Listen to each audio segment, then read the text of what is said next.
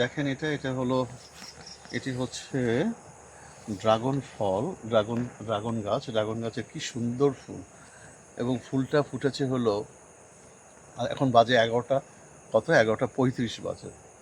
ঠিক আর কিছুক্ষণ পরে এই ফুলগুলো আস্তে আস্তে যেরকম করে বন্ধ হয়ে যাবে। কিন্তু সবচেয়ে একটি বড় মেসেজ হচ্ছে, সবচেয়ে একটা বিগ মেসেজ হচ্ছে যে এই ফুলের পুরুষ পাটটা থাকে নিচে, দ্যাট ইজ এটি হলো এই পরাগধানী।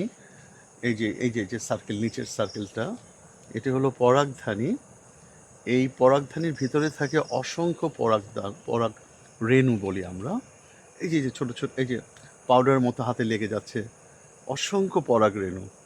এখন এই পরাগ রেণুটার নিয়ম হচ্ছে, যখন এই ফুলটা ওপেন হয়, আমরা যদি এইভাবে একটা ছোট্ট বাটি নিয়ে বা যে কোনোভাবে নিয়ে বাড়ি দিলে প্রচণ্ড অনেক অসংখ্য সংখ্যক রেণু পড়বে।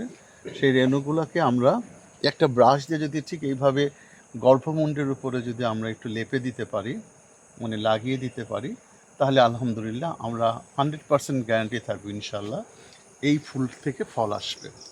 যেহেতু এটি উপরে থাকে, স্ত্রী পার্টটা মানে স্ত্রী অংশটা, গর্ভমুণ্ড গর্ভদণ্ড যেহেতু উপরে থাকে, কখনো আর যেহেতু পুরুষ পাটটা নিচে থাকে, অনেক সময় রেণুটা এখানে লাগে না, তখন ফুল হয় ঠিকই কিন্তু ফল হয় না।